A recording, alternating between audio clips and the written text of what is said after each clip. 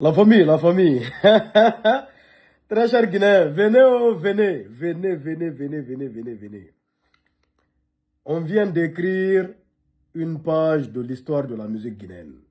Oui, franchement, la famille, c'est historique, c'est extraordinaire. Hein? On vient de frapper fort. Le sold out est consommé. Hein? Le concert du 13 décembre ici même à Paris. À Zaya, Arena Grand Paris. Sold out, guichet fermé. Les tickets sont terminés. Regardez, tout affiche complet. Tout affiche complet. Et là, on est à, disons, un peu plus d'un mois du concert. C'est-à-dire guichet fermé à plus d'un mois, à un mois, 2 semaines du spectacle en question. Je suis trop fier. Vous ne pouvez pas comprendre à quel point. Je suis trop fier parce qu'il était temps. Il était temps qu'un artiste guinéen le fasse. Vous voyez, le déclic est parti, pour ceux qui ne savent pas, hein, le déclic est parti du Bercy de Sidiki Diabaté. Je me rappelle bien, j'étais là-bas avec Azaya. Voyez-vous, on a vu ce qui s'est passé, on était là. On a vu, c'était beau et agréable. Vous voyez,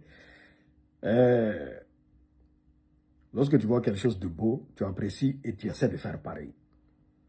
Et qui veut, peut. Voilà, on a dit, mais pourquoi pas un artiste guinéen? Pourquoi les artistes guinéens n'arrivent pas à faire des spectacles ici en Europe, dans des grandes salles, dans les salles de normes? Pourquoi? Hein? On était absents. On était vraiment absents. Il fallait que les Guinéens se réveillent. Je ne sais pas si vous comprenez les bails. Ce n'est pas le talent qui manque. On est nombreux ici en Europe.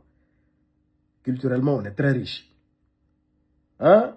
On était là. C'est-à-dire, c'est nous, on gouvernait. Autant de Bembeya Jazz, de feu Sorikanja Kouyaté, Mori Kanté, Sekouba Bambino. Hein? Mais jamais un artiste guinéen n'avait fait une grande salle ici en Europe. Et oui, et il fallait qu'un artiste relève le défi. Et depuis là, on dit, ah, Azaya, on compte sur toi.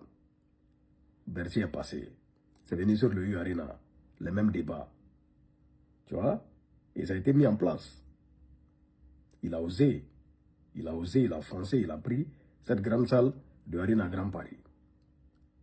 C'est une grande salle quand même, voyez-vous. Et là, le défi a été relevé.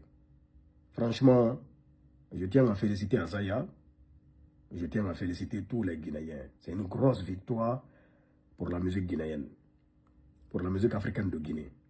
Je suis trop fier. Je suis trop fier, au fait, de voir la culture guinéenne briller à l'international comme ça. De voir des artistes guinéens faire des guichets fermés dans des salles de normes, dans des grandes salles de spectacle ici même en Europe. On a tout, mais pourquoi pas nous? Les Maliens le font, les Ivoiriens le font, les Congolais le font. Hein? Sans parler des Naïdja. Pourquoi pas nous? Et là, on a bougé. Il y a eu un réveil et le réveil a été brutal. Franchement, c'est génial, c'est extraordinaire. Je tiens ici à remercier et à féliciter le ministère de la Culture.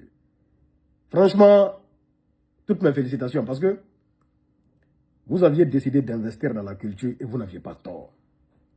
Vous n'aviez pas tort. Ça impacte, ça marche. Et on n'ira que de l'avant. Parce qu'à travers la culture, on peut vendre de façon positive l'image d'un pays. Le sport et la culture. En Guinée, malheureusement, côté sport, ça ne marche pas.